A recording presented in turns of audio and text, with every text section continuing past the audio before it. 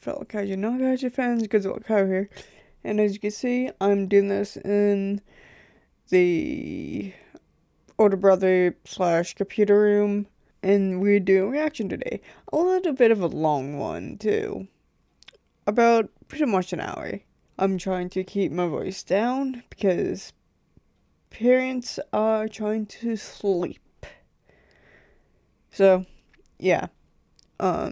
We'll be looking at a horror anthology feature film, The Anomalous Archives, by Firewood Media. Apparently, it is his single videos into one that also adds, and he also added context in this little feature film. So let us get to it. Also, sorry if I keep looking over here. That's where my OBS is.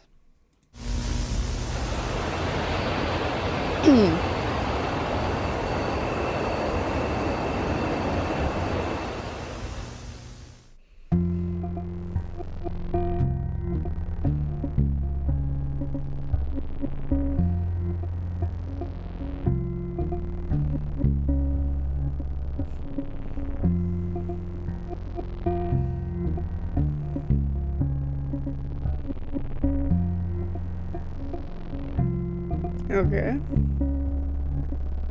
Lots of establishing shots.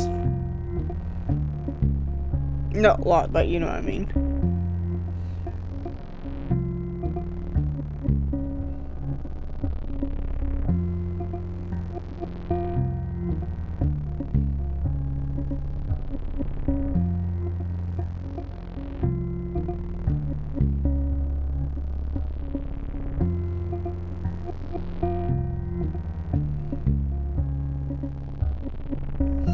Should I have my glasses on?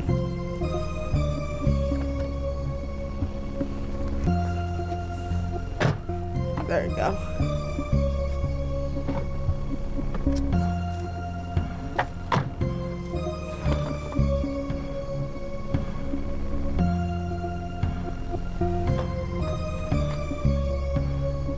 That's a good looking house.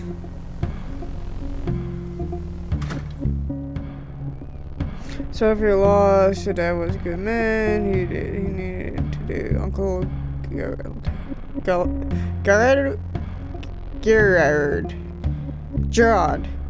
There you go. I think.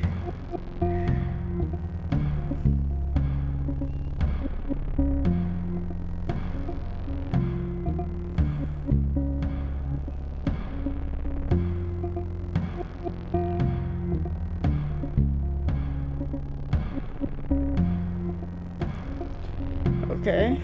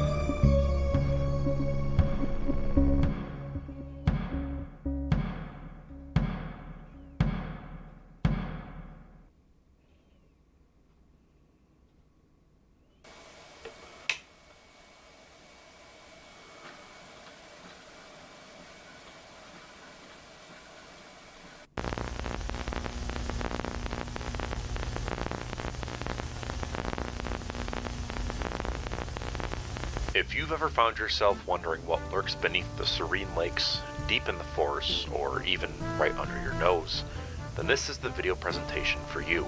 We're thrilled to announce to you the Wisconsin Anomaly Monitoring Division, and why we exist to keep our great state safe and informed.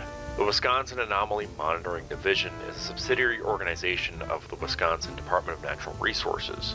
The very origins of the Wisconsin Anomaly Monitoring Division, or WAMD, can be traced back to one figure, Paul Bunyan. Known to many as a towering figure of American folklore, the truth behind Bunyan is far stranger than the tales of giant blue oxen and towering lumberjacks told in stories. In the early 19th century, Wisconsin was the epicenter of a booming lumber industry, and it was during this time that reports began to surface of a massive humanoid figure working alongside logging crews in the northern forests. Witnesses described a man of gargantuan size, standing well over 50 feet tall with the strength to fell entire forests in a single day. Locals began referring to this figure as Paul Bunyan, giving birth to the legend that we know today. However, WAMD records show that Bunyan was no ordinary man. The first sighting of this anomalous being occurred in 1893 near the town of Black River Falls. According to local accounts, a small logging camp awoke to find an entire stretch of forest that had been cleared overnight, with trees stacked neatly in piles. What was thought to be the work of an unusually industrious crew was later attributed to Paul Bunyan himself. As sightings continued, it became clear that Bunyan was not only unusually large, but exhibited behavior and capabilities that defied the laws of biology and physics. The WAMD was officially formed in 1895 in response to these sightings, with a mandate to observe, catalog, and, if necessary, contain Bunyan and other emerging anomalies. Early efforts to track Bunyan were challenging due to his nomadic nature. Reports indicated that he moved through the forests of the upper Midwest from Wisconsin to Minnesota, seemingly disappearing for months at a time. When he did appear, it was often with the telltale signs of his presence: vast amounts of cleared trees, strange marks in the earth, and the occasional sighting of a colossal man in the distance. Paul Bunyan's true nature remains a mystery. While some theorize that he was a genetic freak or an undiscovered species of humanoid, others speculated that Bunyan was more of a natural force, tied to the land itself, embodying the spirit of the American frontier. Our earliest records describe failed attempts to communicate with or track Bunyan. It was noted that he seemed uninterested in interacting with humans, focusing solely on his work in the woods. Over time, sightings of Bunyan dwindled, and by the early 20th century, he had all but disappeared from public view. However, the legacy of Paul Bunyan as the first anomaly encountered by the WAMD lives on. His presence serves as a reminder that not all legends are born from myth. Most, if not all, are rooted in reality, and those realities often defy explanation. While Wisconsin is renowned for its vibrant natural landscapes, there is a lesser-known side to our state. Over the years, locals have reported encounters with bizarre creatures, strange natural events, and even ghostly apparitions. The DNR quickly realized that some of these occurrences could not be classified under typical environmental conditions, nor could they be explained by the known species cataloged in our state. Simply put, while the DNR safeguards the forests, lakes, and animals, WAMD handles the unknown. Now, you may be asking, what exactly is an anomaly, and how does it differ from wildlife? An anomaly is an entity, event, or occurrence that cannot be categorized within the established rules of nature or science. Unlike Wisconsin's deer, wolves, and muskies, anomalies don't follow the laws of biology or ecology. For example, a white-tailed deer grazing along the forest edge near a suburban neighborhood is a common example of Wisconsin's natural wildlife. These creatures are well documented and understood, fitting neatly within the known ecosystem of our beautiful state. Now let's look at the Beloit burrower, a 6-foot-long subterranean beast that lives underground near suburban neighborhoods. Known for preying on family dogs, the burrower has eluded capture and doesn't follow any known biological patterns. This makes it a prime example of an anomaly. Unlike wildlife, its existence defies scientific explanation, and its behavior falls far outside the normal scope of ecological life in Wisconsin. While wildlife can be studied, tracked, and understood, anomalies often resist conventional analysis, appearing sporadically or unpredictably. They require specialized knowledge, equipment, and a careful approach. That's where the WAMD steps in, working diligently to keep tabs on these strange phenomena and prevent potential disruptions to daily life. It does seem like it, though. Though the vast majority of Wisconsin residents will never encounter an anomaly, it's important to be aware that our state is home to more than just the known plants and animals. Whether you're hiking in the North Woods, fishing on Lake Superior, or simply walking through your local park, anomalies are out there, existing side by side with the world we know. Awareness of these entities and phenomena is crucial, not just for your own curiosity, but for the safety of yourself and your loved ones. So what are some of the most famous Wisconsin anomalies? The Hodag is a legendary creature hailing from the forests of Rhinelander. Described as having the body of a large bull, thick scales, and sharp horns, the Hodag has become a local legend. I think I've seen that. Sightings continue to keep it under the WAMP surveillance. Whether a prank or a true anomaly, it's considered one of Wisconsin's most famous unexplained creatures. The Beast of Bray Road is a mysterious wolf-like creature said to roam the rural roads near Elkhorn. The beast has been described as standing upright like a man, but with a terrifyingly lupine face and body. Roadkill. Its ferocity and elusiveness have made it a priority for WAMP investigations. The Mosswalker is a... Whoa, hold on. This have made it a priority for... So we... Face and body. Road... Okay, roadkill, close-up of a face. Kill. Its ferocity and elusiveness have made it a priority. WAMP. Oh, there it is.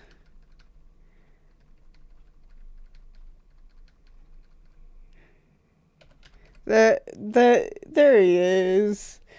Just wants to come in and say hello. The Mosswalker is a 7-foot-tall, moss-covered primate-like being that has been reported in dense forest areas. Attracted to light, the Mosswalker's thick, mossy fur camouflages it among the trees, while its exposed skull-like head gives it an eerie, deathly appearance. Its behavior is unpredictable, and encounters are rare but disturbing. Little is known about this anomaly, as no recorded witnesses have survived an encounter. Okay, I'm not doing that. Did you see that? What is it? I didn't see anything. I definitely heard something. I've lived here all my life. I never heard anything. Did you see that? What is it? Encounter. Oh, just reflecting. Did you see that? What is it? I didn't see anything. I definitely heard something. I've lived here all my life. I never heard anything like that before. That's not an animal. It's not a coyote. It's not like a peacock. I don't know what that. What are you doing? No, I'm tired. Joe! No. Oh my God! When all else fails, hold on, let me No, I'm tired. gun it. Joe! No, you didn't say that. No. Oh my God! It's fine. Joe! No. It'll be all right. Where are you going, Joe? Dude, no. You click in and out. It's fine. All right. Just... He's gonna bite the dust. He's going. I can't even see him on this. Alright, now he's gonna bite the dust. There's something out there. She's... I don't. Oh my God, I just...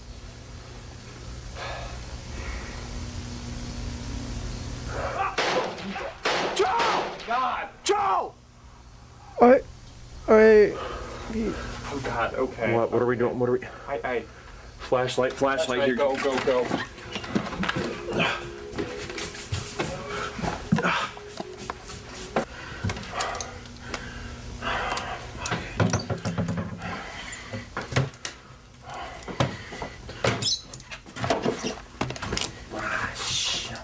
Later.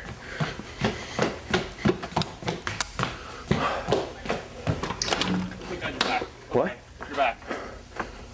I don't know where you... I just can't... You see anything out there? I'm looking. I'm not hearing anything.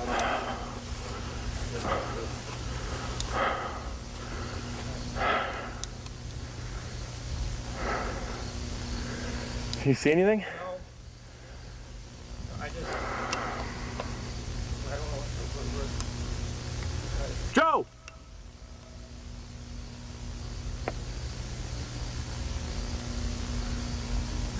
Birdhouse.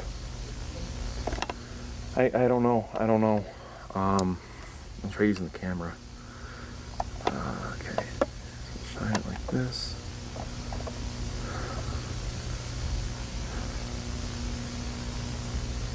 Fuck. Oh god. Imagine just seeing that, just staring at you. Yeah.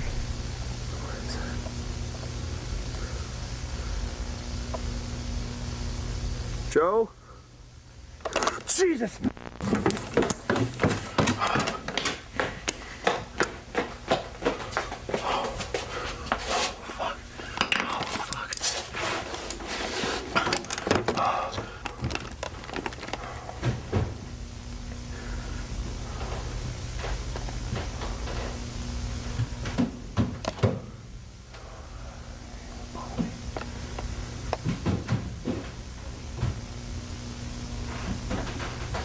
This is where you hide in a crawl space. And just make sure to block the door. If it's not the traditional handle one. And instead just a slab of wood.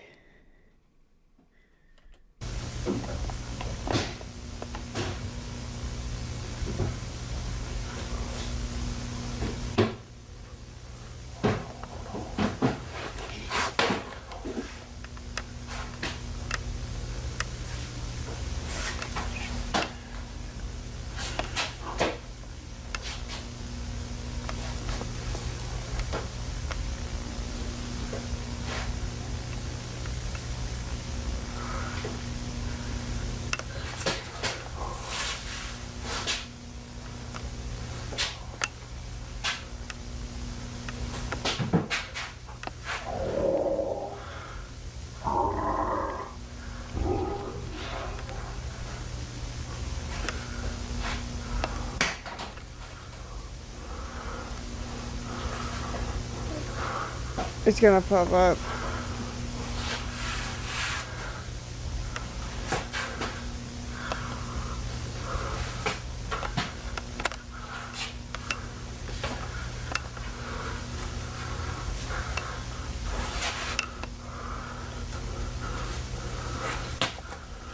I'll be holding my breath.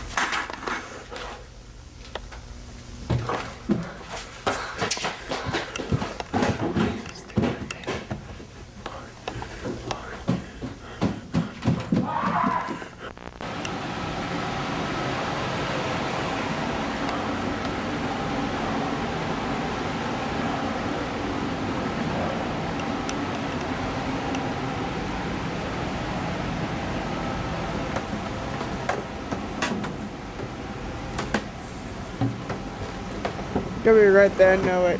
And I'm probably gonna jump. I'll be surprised if I didn't.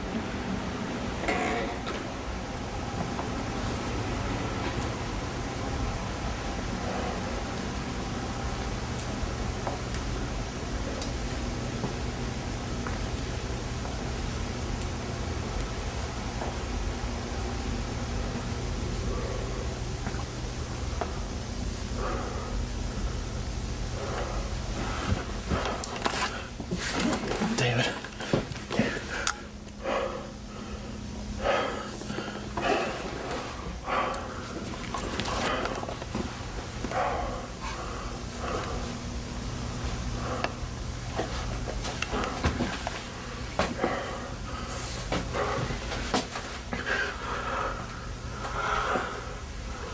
God, just that image of a humanoid just standing up with the lights flickering behind it.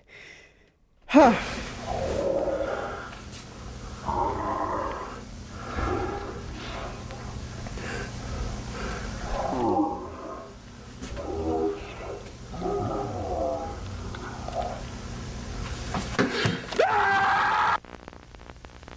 Remember, the WAMD isn't just here to observe.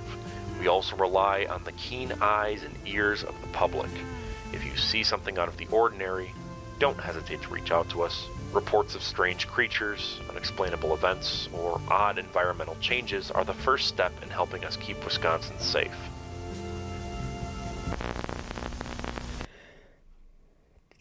Okay, a banger first part, I think.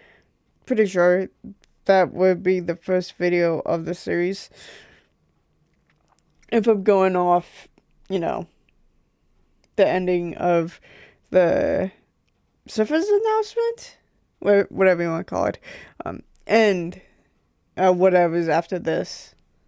But yeah, I am generally liking it so far. I will lie, I was seriously feeling the tension of that entire thing, which I don't usually do feel.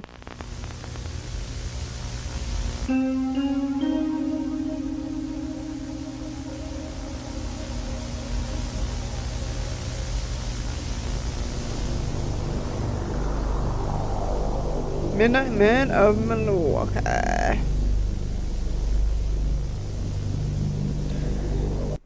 Milwaukee, Wisconsin is a vibrant city located on the western shore of Lake Michigan.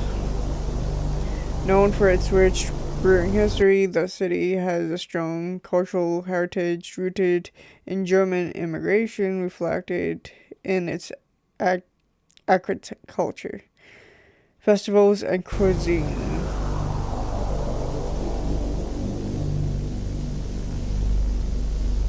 Milwaukee is home to a diverse population and offers a mix of modern, urban life and historic charm.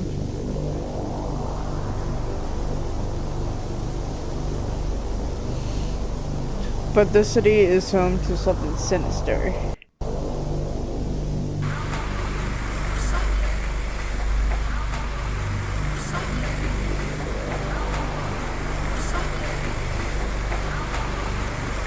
Bodies were found in our alleyways, faces frozen in horror and drained of life. The killer was never caught, and as the investigation went cold, rumors of a sinister presence in Milwaukee shadows spread.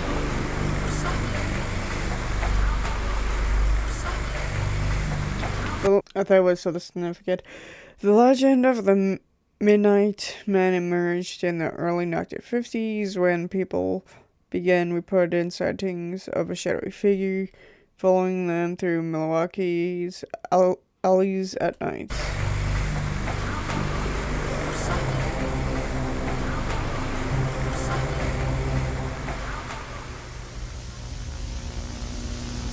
Thank you for coming in today, Mr. Honeywell.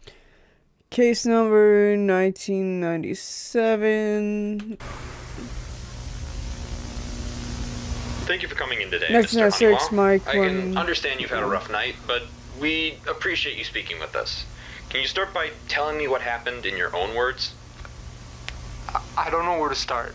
I shouldn't have been out there, not alone. I know better. Take your time. You're safe now. Just tell me what you remember. Okay, I was walking home, cutting through the alley behind 3rd Street.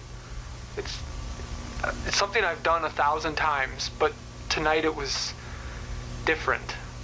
The air felt wrong, heavy, like something was watching me. I heard footsteps behind me, so I picked up the pace, but the footsteps, they didn't sound right. They weren't normal. They echoed like they were coming from everywhere and nowhere at the same time. Did you see anyone? Can you describe the person No. I didn't see anything, and I'm not going to talk about what I saw. I can't. Mr. Honeywell, it's important for us to know who or what is out there. You can help us prevent this from happening to someone else. You don't understand. I can't describe it. It's unholy. There are no words for what it is, for what it does to your mind when you see it. I barely made it out alive. If I talk about it, it'll just give shape. It'll become real again, and I can't. I just can't. All right. Did it say anything to you?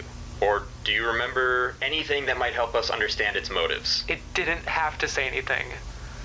I could feel what it wanted. The anger, the pain, like it was dragging me into its world, making me a part of its suffering. It wasn't just looking at me, it was judging me. Like it knew.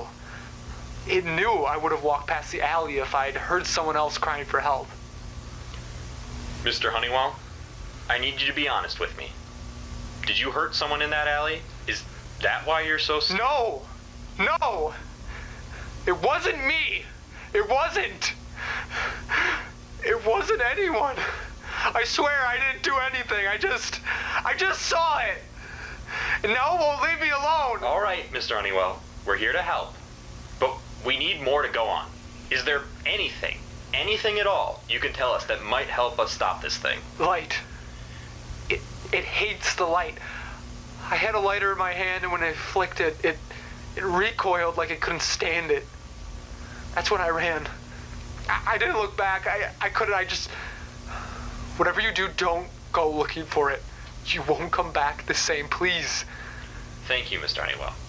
If you remember anything else, don't hesitate to reach out. Just, please, don't make me go back there. I can't face it again. You won't have to. You're safe now. We'll take it from here.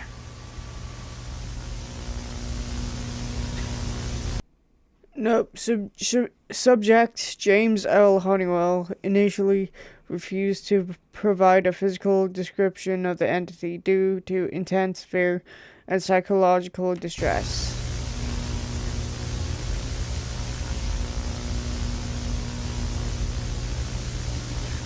However, after further questioning and assurance of his safety, he reluctantly gave a vague description, which was enough for the police sketch artist to produce a drawing of the alleged perpetrator. Let's see him. Oh, that dude.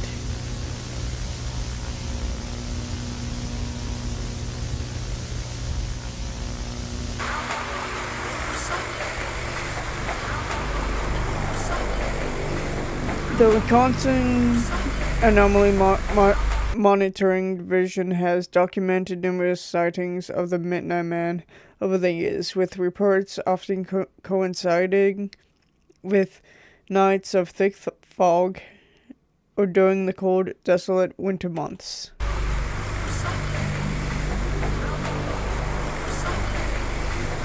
Many believe the entity to be a residual haunting, a spirit not fully aware of its surroundings, doomed to replay its deathly past. But the few who have survived an encounter with a Midnight Man insist there's something more. An intelligence behind those wide eyes, a bloodlust that lingers from its mortal life.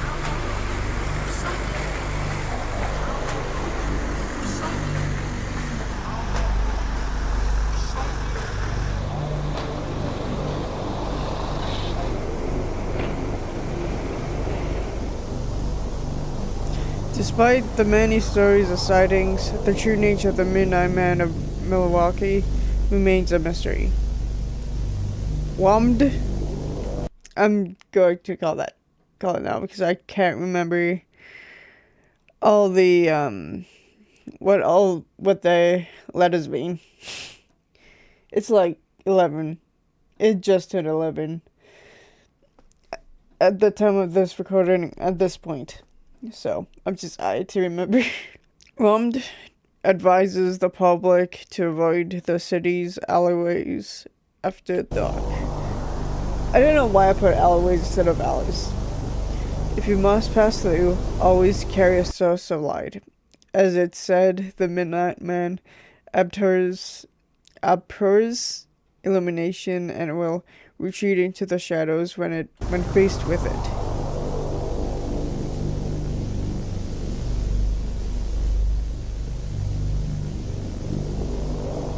The following is a newspaper clipping from December 1947. Breaking news! Local resident tragically slain in alley attack.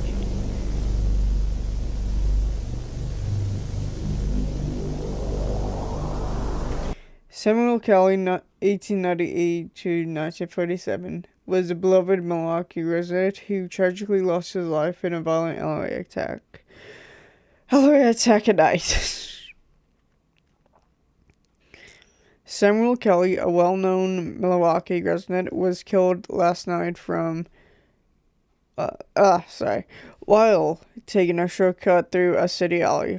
According to reports, Kelly was ambushed by an unknown assailant during a robbery attempt. He sustained multiple stab wounds during the attack. Despite his cries for help, no one came to his aid, and he died at the scene. Milwaukee authorities are investigating the crimes and have asked anyone with information to come forward. The incident raises concerns about public safety and the and the importance of aiding those in distress.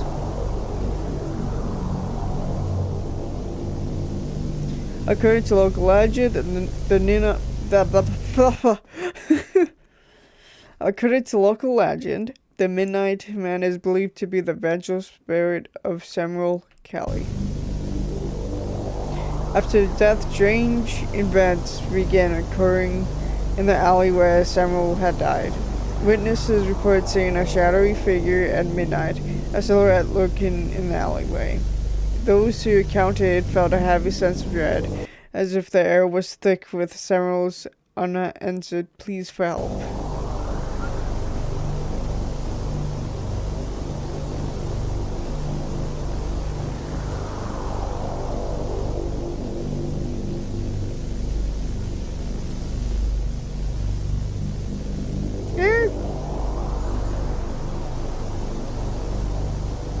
I mean, maybe? I don't know. I have no thoughts on that legend.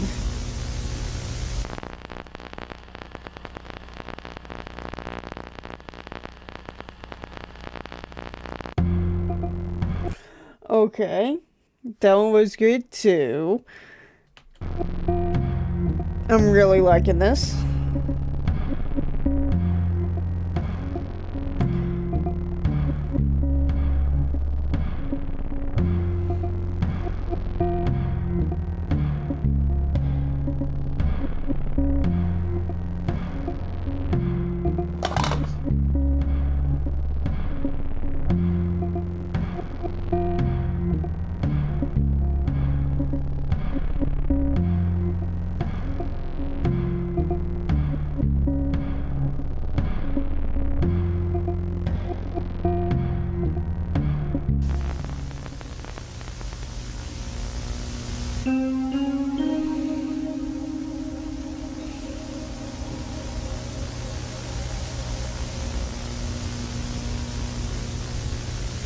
Anomaly profile number 1262, the Bessie infestation. The anomaly known as Bessie is a rare phenomenon reported by farmers in rural Wisconsin. Bessie is not an ordinary cow, but the king of a strange bovine hierarchy. Bulls serve as guards, and other cows act as workers. This herd moves from farm to farm, blended in with the local livestock. This is a healthy cow.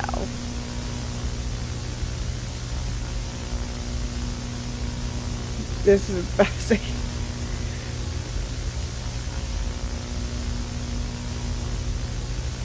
When Bessie arrives at the farm, she quickly becomes the prized cow, often appearing unexpectedly or being purchased under mysterious circumstances.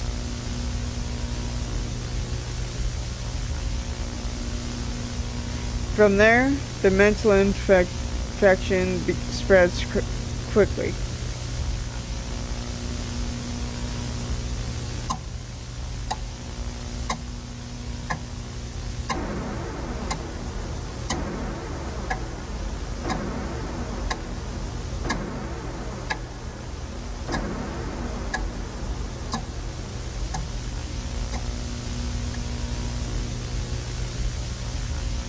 The farmer develops an unusual bond with Bessie, seeing her as more than just livestock, often as a beloved family member or even a significant other.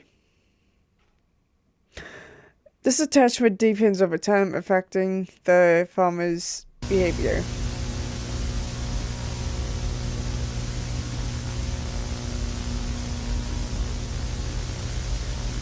Farms with a Bessie infection becomes unusually prosperous. Cows under Bessie's influence produce more milk, and the quality of all farm products improves. However, this success comes at a cost.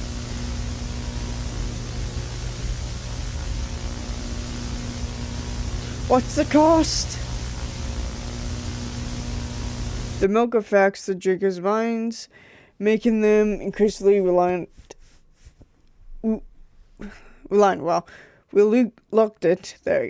to harm any cows, often turning the farm into a sanctuary for Bessie and her herd rather than typical livestock operation.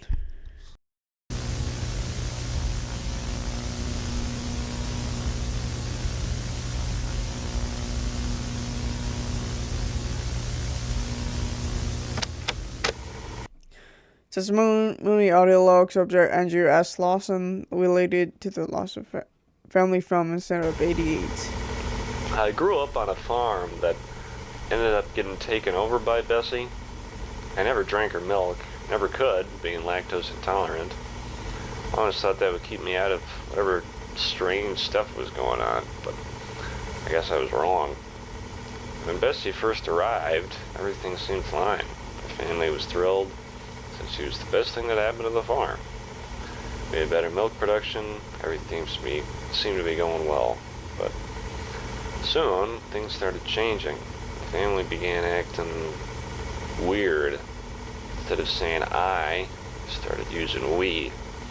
It's like they all become part of some hive mind, like a bunch of bees, and I was just an outsider. Wasn't even there. Talk about we needing to milk Bessie, or we could go check on her. It was unsettling, to say the least. One night, I had to go out to the barn to fix something, busted gate. Tried to stay out of the way, because I didn't want to be near those cows too much.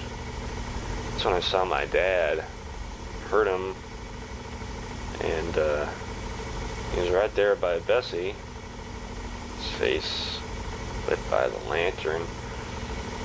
At first, I figured he was, just doing his normal checks, but then I saw something I just can't forget. He was drinking straight from Bessie's udder. I stood there frozen, watching him. Milk was almost coming out of him like he was being drained. And then to make it worse, milk started pouring from his eyes. Oh, God. Fell to the ground right there, dead. I was terrified. I didn't know what to do. I wanted to scream, but nothing came out. I just ran. I ran from the barn, from the farm, from everything. I never did go back. I heard things about my family after that, how they've changed, and they speak in that eerie weed language and live in this strange, twisted reality. Still, I left everything behind, but can't get the image of my dad out of my head. I wouldn't be able either. Milk streaming from his eyes. Huh. Something that will stay with me forever. That description will stay with me forever. The Wisconsin Anomaly Monitoring Division has documented several cases of Bessie infections, noting that the farms involved often became isolated from the community, with the farmers growing more secretive and protective of their prized cow. What if that's an actual photo? Attempts to remove Bessie from an infected farm have been met with fierce resistance from both the farmer and the herd, suggesting a deep, almost supernatural bond between them.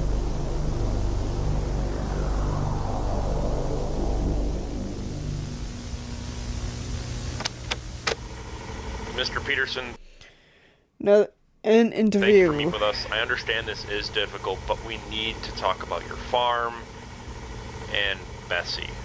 Can Can you tell us what happened there? No, you don't understand. You want to take her, don't you? You want to steal her milk. You think you can take Bessie away from us? Don't you? She's ours. Mr. Peterson, we're here to help. We need to understand what's going on with Bessie and your farm. Can you please just calm down and explain what's been happening? Help? Ha! You think you're helping? You think you're helping? You're here to steal her. You can't have her. We can't have that. We need her milk. It's ours. We're so close to her, so close. We can't let you have her. I assure you, we're not here to take anything from you. We just need to know more about Bessie and what's been happening. Can you tell me why you've been so isolated from your farm? Us away, haven't they? They want Bessie for themselves. We don't know. We see through you. We need her milk so soon. No, Mr. Patterson began muttering to himself for several minutes, as revering him proved to be a futile effort.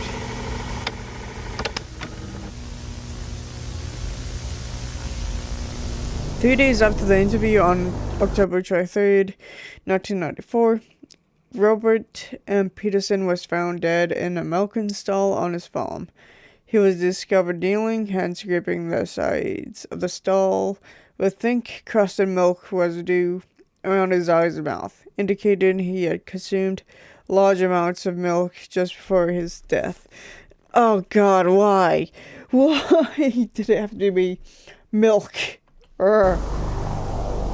Especially crusted milk residue.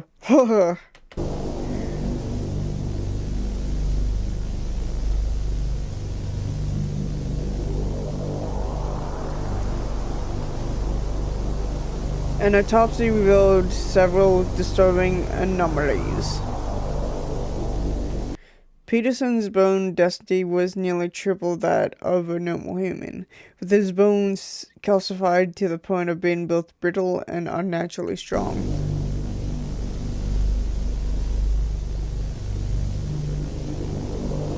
An identified substance was found in his bloodstream, likely from prolonged ingestion of Bessie's milk, which seemed to accelerate the calcification process, leading to his abnormal bone density,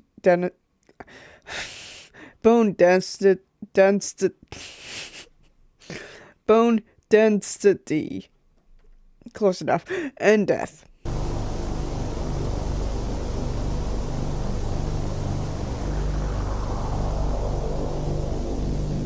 His heart showed signs of severe hypertrophy, likely due to the strain of supporting his heavy skeletal system.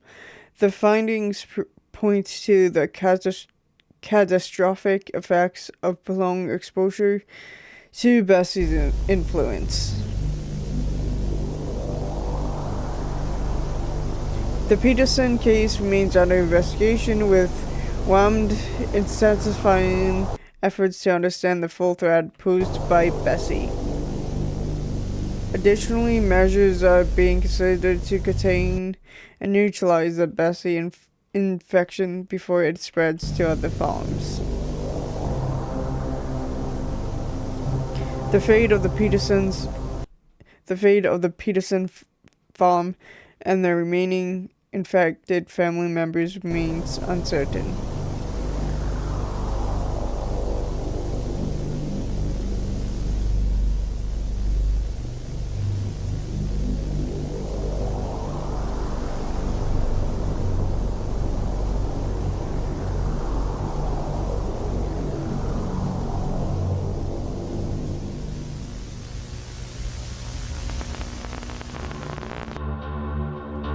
Ranger Phil reported. Investigation, James Rab, location. I cannot read the small print. Initial reconnaissance of Huntryville. Ranger Rab entered the forest near Muskego under pre-dawn cover to conduct an initial survey. Armed with typical field equipment, body camera, and personal protection, he followed reports that the village's boundary was located along a faint, nearly hidden pathway of Mystic Drive. Ambient conditions include dense fog, making visibility challenging and heightening the eerie atmosphere to the site. First encounter. After approximately 2 hours of navigating narrow trails and thick underbrush, Webb encountered a single figure, an elderly man who appeared to possess albinism. This individual was spotted standing near what seemed to be a clearing, observing Ranger Webb without approaching initially. The man wore plain dated clothing and appeared unarmed at the time of the encounter, though he walked with a noticeable limp. When engaged in conversation, the old man refuted claims of dwarves or any hidden community, asserting instead that the tales were the product of an outsider imaginations. He stated that the little people moved on long ago, if they had ever existed at all. Despite the old man's calm demeanor, his words were elusive, occasionally peppered with warnings about keeping the forest quiet and respecting old boundaries. Although initially reluctant to converse further, he mentioned that locals rarely wondered those words and seemed protective of the area. Conclusion. Rangers Reb's investigation yielded no concrete evidence of a Hunterville populated by dwarves, yet the physical and social remnants of the myth were evident. Threat level assessment low.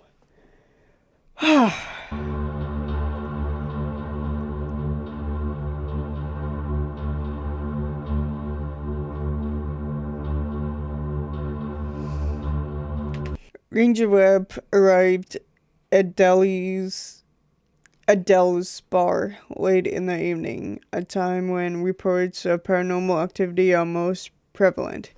Equipped with standard paranormal investigation tools, including an EMF detector, digital audio recorder, and infrared camera, Webb surveyed the premises alongside the bar's staff, who recounted several unsettling encounters. The bar was quiet, with some patronage, providing a controlled environment to investigate claims of mysterious sounds, specifically the elusive giggling voices and the restroom encounter. Several patrons and staff have reported hearing light, almost playful giggling throughout the bar, often without any identifiable source. The giggling sounds are described as sporadic, usually occurring when the bar is relatively quiet, adding to the eerie atmosphere of the establishment.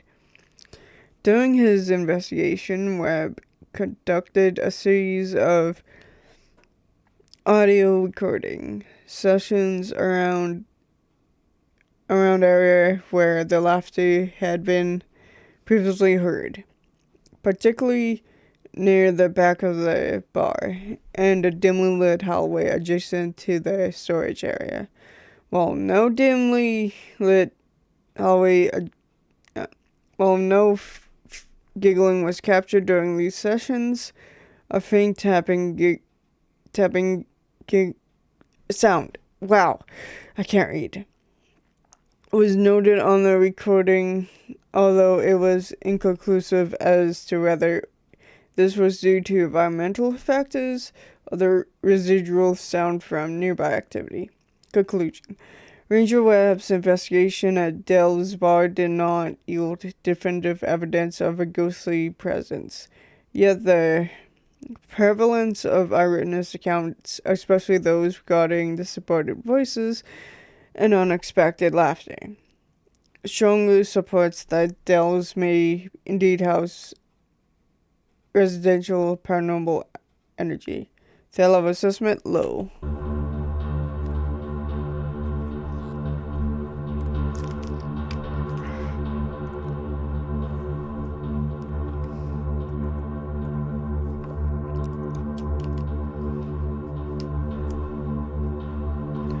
Oh, here's a high one.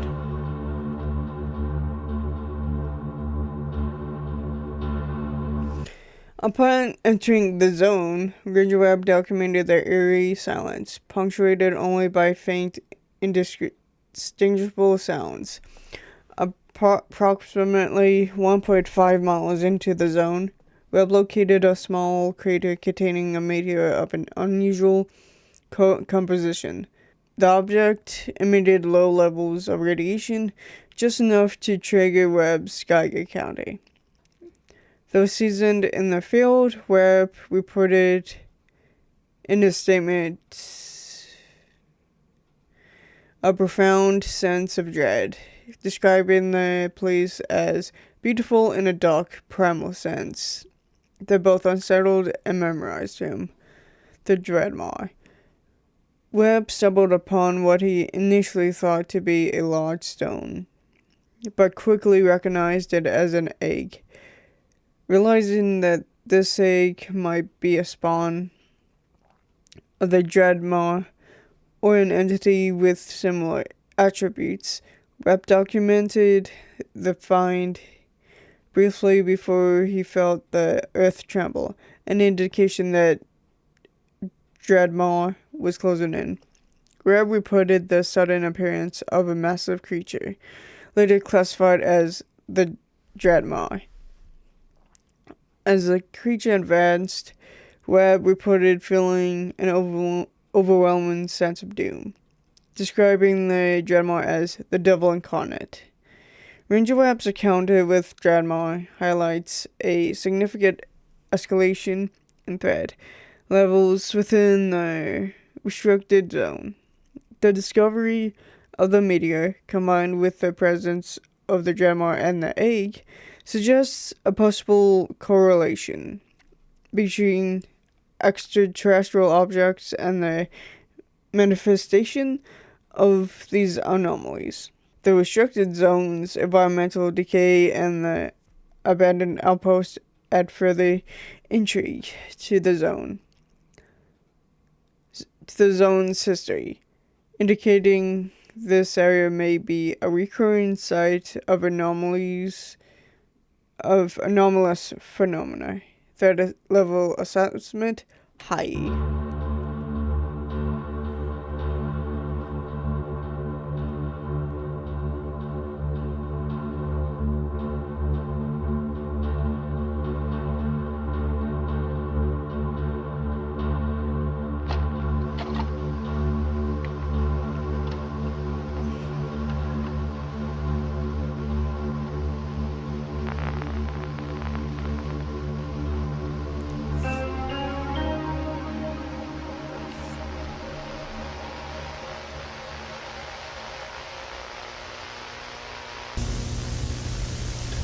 Mazathoth.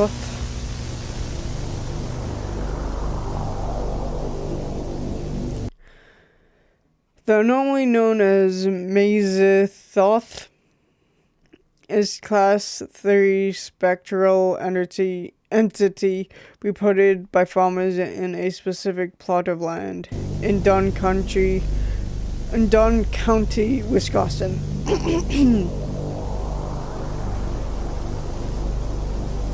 Physical evidence in the form of disturbed earth and unexplained footprints have been discovered in locations corresponding to reported sightings.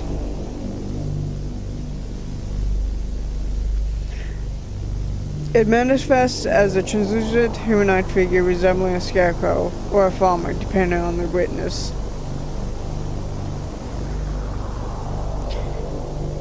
Still, Lord. Eyewitness accounts reports a face twisted with rage and hollow glowing eyes.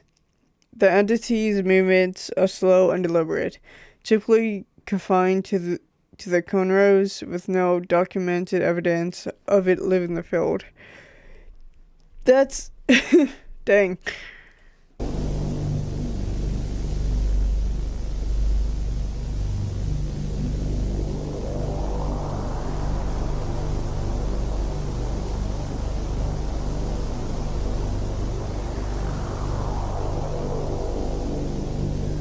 Field and guest investigation findings. Soil analysis.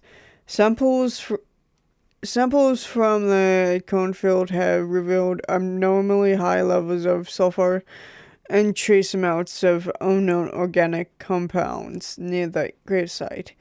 Soil near the burial shows signs of heavy disturbance, despite no known human interference. Plants.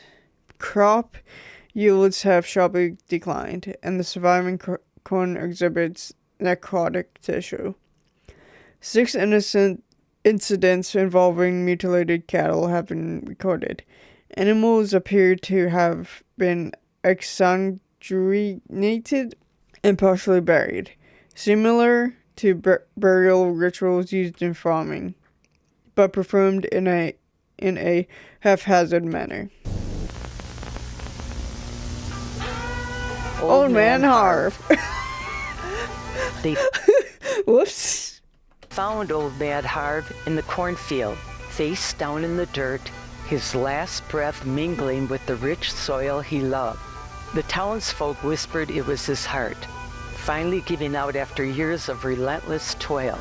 Some say it exploded in his chest, and he was gone before he even hit the ground.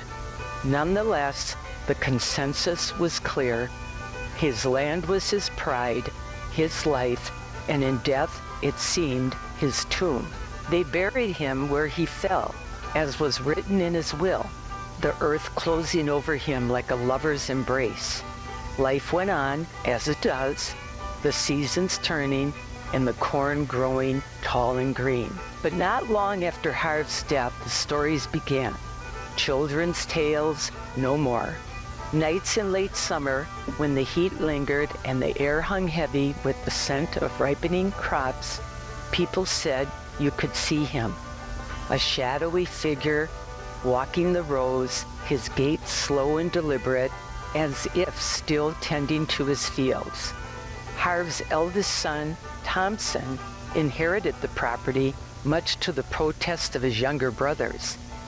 He found this to be quite odd, considering that his father loathed him. No, he hated him. Thompson was a failure in Harv's eyes. He lived a life that was less of a farm boy and more of a spoiled child who received everything that was handed to him.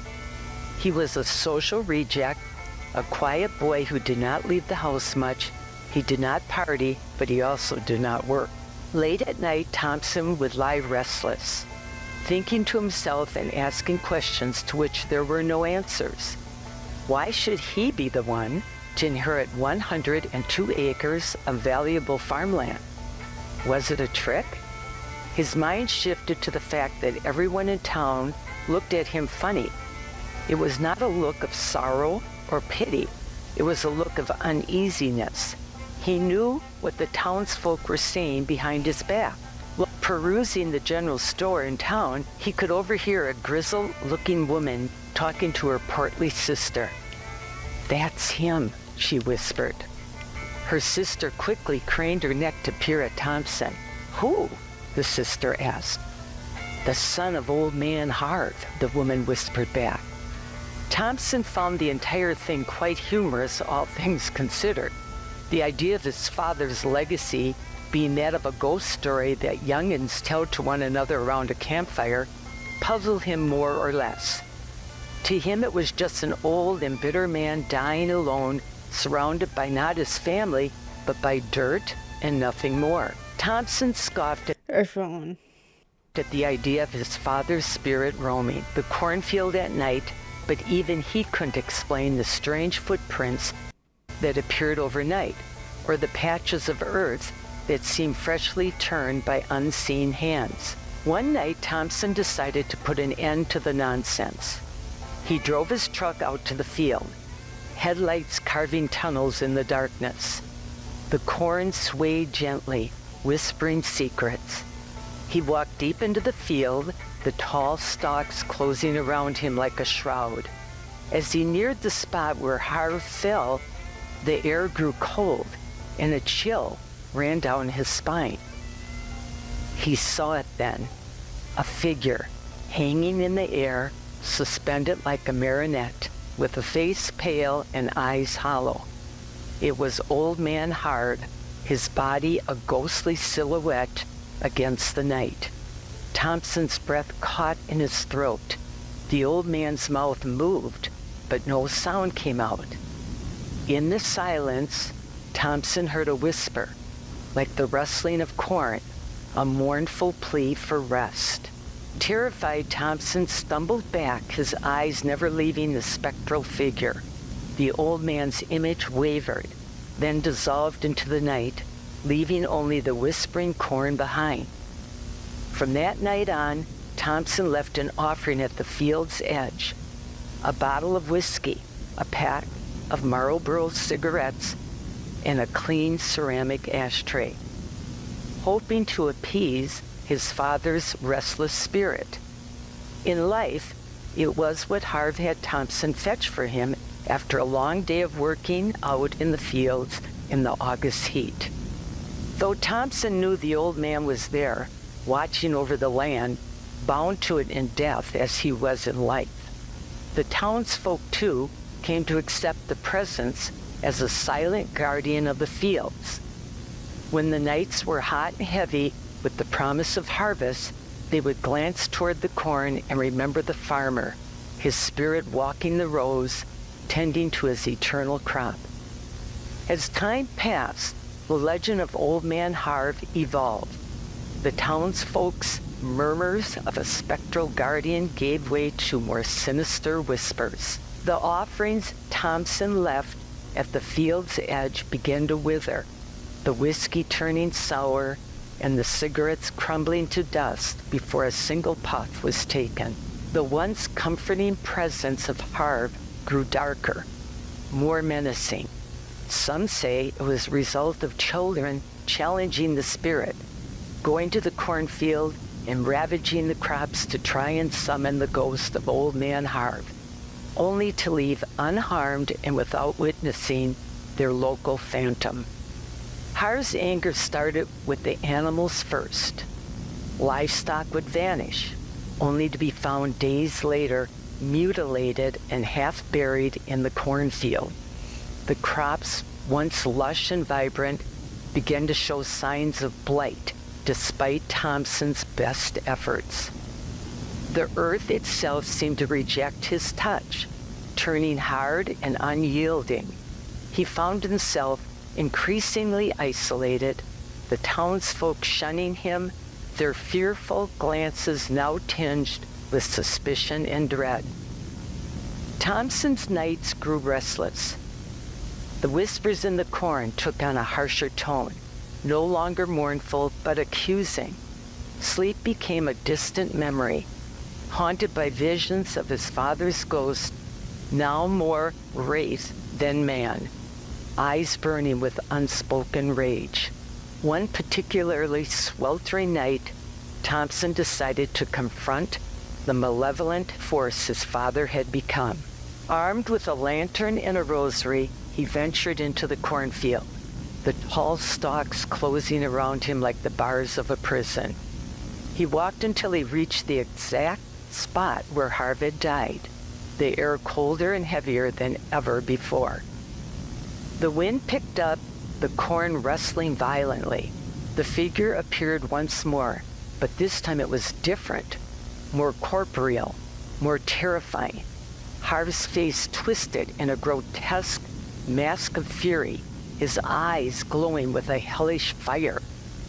The old man's mouth opened in a silent scream as if the jaw was broken, the soundless agony tearing at Thompson's sanity.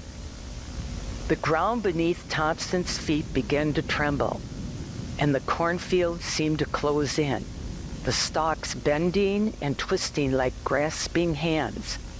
In a desperate bid to escape, he turned and ran, the lantern flickering wildly, casting grotesque shadows that danced in the dark. Behind him, the spectral figure of Harv pursued, relentless and unyielding. Thompson barely made it out of the cornfield, collapsing on the ground, his heart pounding, breath ragged. Looking on in horror, Thompson saw as his father pursued after him. He knew this was the end. Soon he would join his father in this eternal state of damnation. But the ghost of Old Man Harv stopped at the border of the cornfield, watching, waiting. Thompson realized the phantom could not leave the bounds of this field. The son stared up at the father. Both hated each other more than they could possibly imagine. Thompson knew he couldn't continue like this. The land was cursed. His father's spirit twisted into something vengeful and unholy.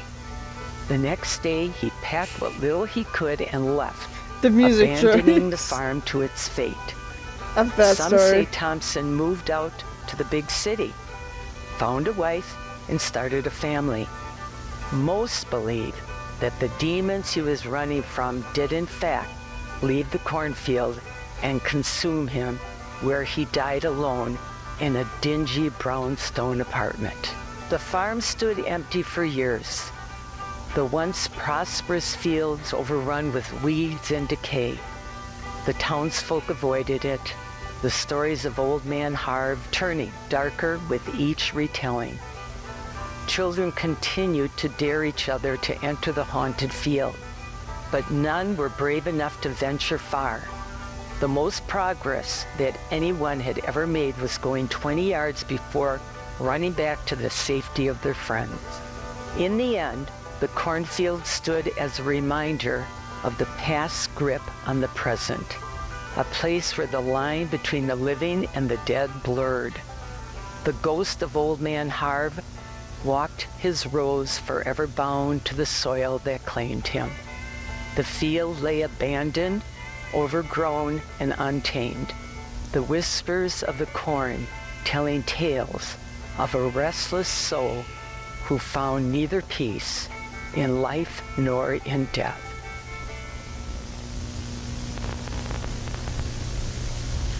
The property remains uninhabited despite its recent acquisition by Cornstalk Produce, an Iowa-based agriculture company which has thus far ignored WAM's warnings.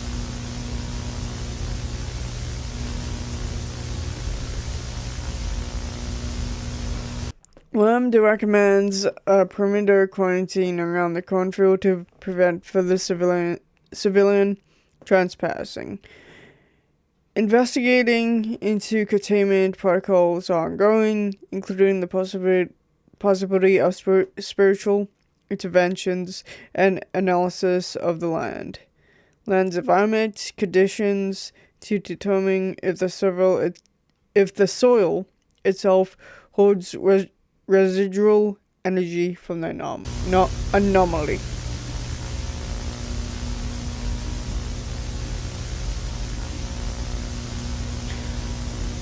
It continues to be a growing anomaly, defying conventional spectral patterns. Surveillance of the abandoned Peterson farm will persist, but further action may be required if the entity's range expands beyond its current borders. I like how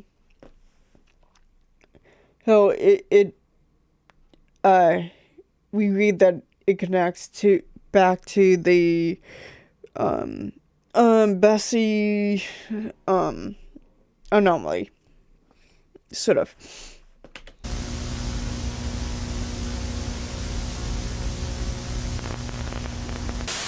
At least I think. I could be misremembering and whatnot. But yeah, past two tapes, loving them both.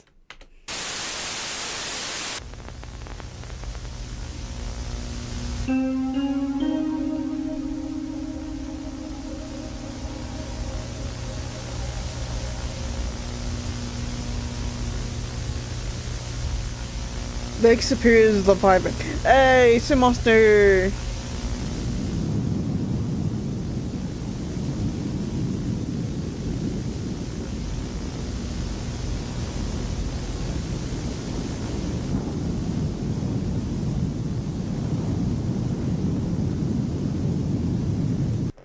Lake Superior is a graveyard for over 350 sunken ships and claiming lives of more than 10,000 souls. Their remains lost to the cold, dark waters.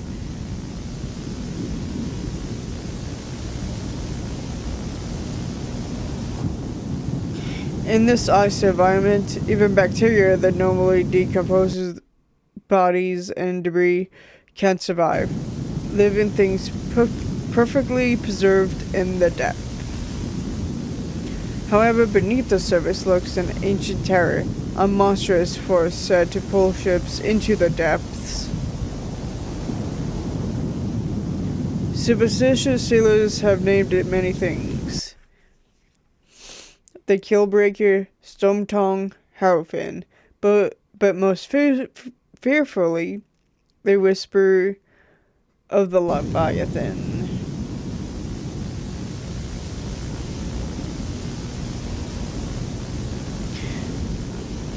Oh god, that's definitely a design. The Lake Superior Leviathan is a massive aquatic entity resembling the skeletal remains of a sea serpent, measuring approximately 500 feet in length. As a namesake suggests, it resides at the bottom of Lake Superior, thriving in its coldest, darkest regions.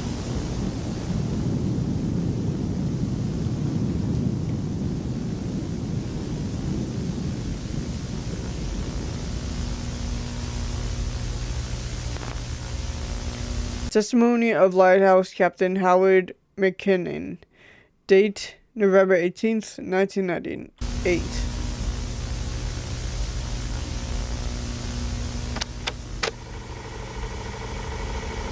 I've been lighthouse captain at Split Rock for over 25 years. And I've seen my fair share of storms, shipwrecks, and tragedies on these waters. But nothing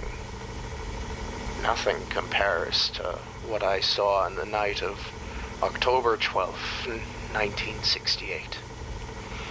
The official report claims that the storm was responsible for the sinking of the SS Subaraya. But that's a lie. Hey, I get the reference, Subaraya. There was no storm, no freak weather, not even a cloud in the damn sky. I like that little reference, and I like that it's a sea monster that sinks it. No, one thing. I know what I saw, and it was no act of God or nature. It started just before midnight. The night was calm, the lake like glass, and the sky was clear, filled with stars. The SS Subaraya was making its way across the water, about 5 miles out from the lighthouse. I was watching the vessel through my binoculars, just keeping an eye on things, when I noticed something strange. A dark shape moving beneath the surface. Something massive. At first, I thought it might be a school of fish or a trick of the light. But then the shape started rising like a shadow come to life. It wasn't until the waters started churning and the Subaraya began to tilt that I realized what I was looking at. It was a creature. A monster made of bones and filth, rising from the depths. It was the size of a damn skyscraper, at least 500 feet long, and it moved with this unnatural grace, like it owned the lake. I watched in horror as it wrapped its skeletal body around the SS Subaraya, coiling tighter and tighter until the metal hull began to buckle and crack like a tin can. The ship didn't stand a chance.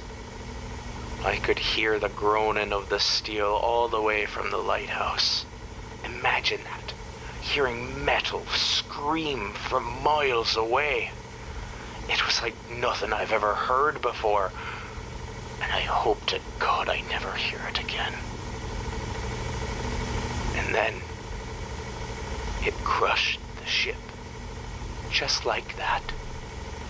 The Subaraya was gone in a matter of minutes, pulled under the waves, but it didn't stop there.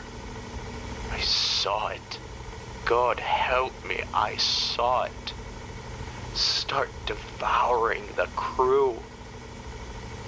I couldn't see them clearly, just shadows thrashing in the water, but I could hear them. I could hear the crunch of bones, the screams turning to gurgles as they were pulled down into the Leviathan's maw. And then, the most horrible sound of all, this deep, rumbling noise like thunder, but it wasn't coming from the sky. It was coming from the creature's gut. I could hear those poor souls being digested from miles and miles away. I reported what I saw, but no one believes me. They wrote it off as another storm, said I must have been mistaken and that my mind was playing tricks on me. But I'm not crazy. I know what I saw. I saw a monster, and it's out there right now, lurking beneath the surface, waiting for its next victim. I'm telling you, there was no storm. It was the beast. It's real, and it's hungry.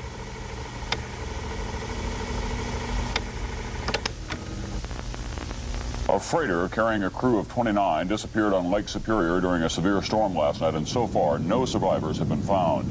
The freighter, the Edmund Fitzgerald, was transporting iron ore when it ran into high winds and 25-foot wave. The most significant known encounter with the Leviathan occurred on November 10th, 1975, during the sinking of the SS Edmund Fitzgerald.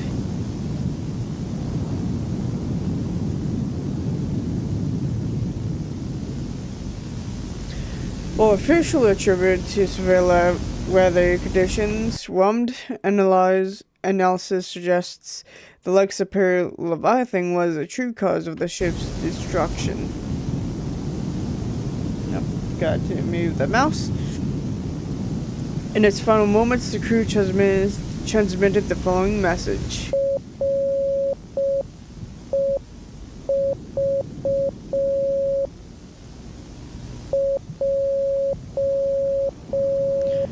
Revelations 13:1.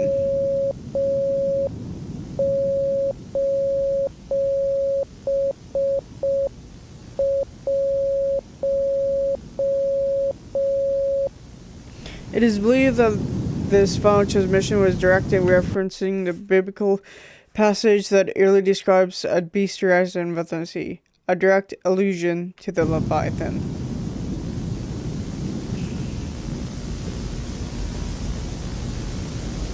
Revelation. And I stood upon the sand of the sea, and saw a beast rise up out of the sea, having 7 heads and 10 horns, and upon his horns 10 crowns, and upon his head the name of blasphemy.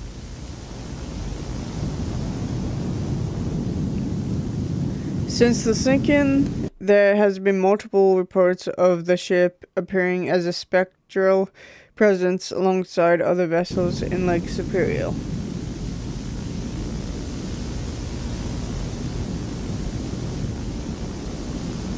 These sightings indicated that the Edmund Fitzgerald wreckage has become a ghost ship protecting sailors from the Leviathan.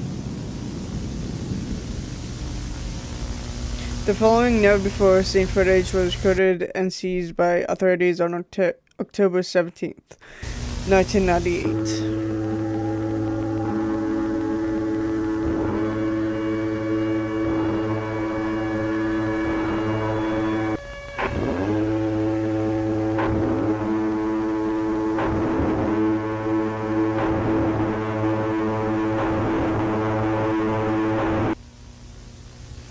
Found out the Lake Superior Leviathan represents a significant threat to maritime activities in the region. Ongoing research is essential to understanding its origins, behavior, and potential methods of neutralization. The WUMD will continue to monitor and document any further encounters with this entity. Efforts have been made to collaborate with the Michigan Anomaly Monitoring Division and the Minnesota Anomaly Monitoring Division. Oh, so it is. So there's all the anomaly monitoring divisions in each state, it looks like. Cool.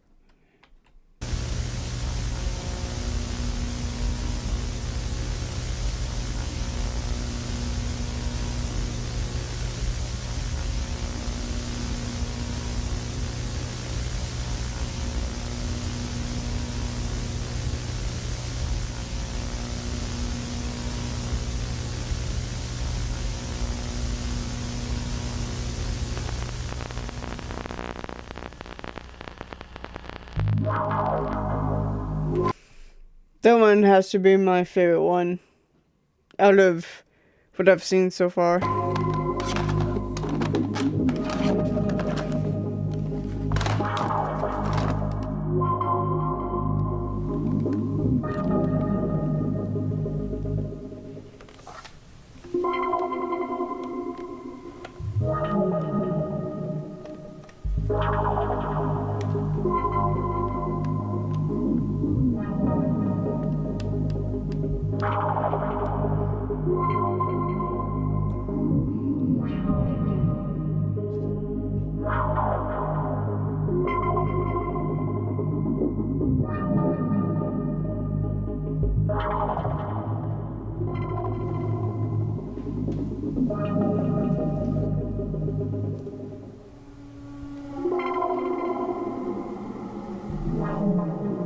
He's taking over.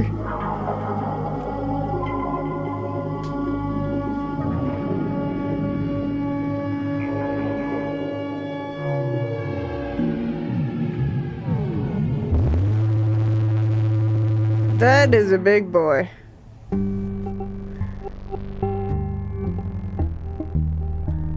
Crew.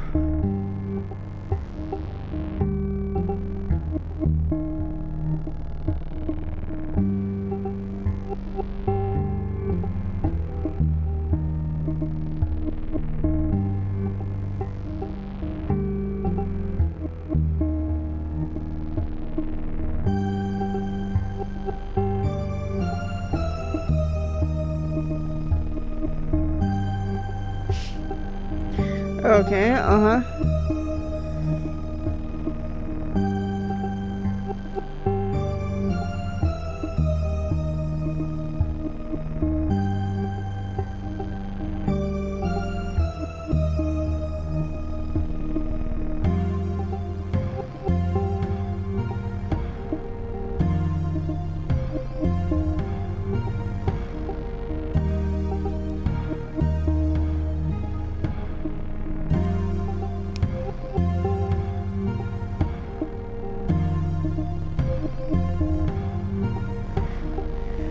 This film is dedicated to the storytellers, to those who work tirelessly for the pure love of the art, the indie filmmakers, dreamers, and creators who pour heart, soul, and sweat into their stories. Your dedication brings passion to the screen and fuels an art form that inspires all who encounter it.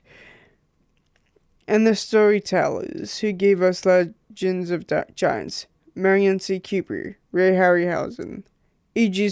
Tsuburaya, and all who dared to dream of monsters towering above the skyline. Your imagination laid the path for a world where the impossible becomes thrillingly real. To everyone who tells stories, whether whispered around campfires or shown on the big screen, thank you for giving life to what matters the most. May your voices, no matter how small, echo far and wide.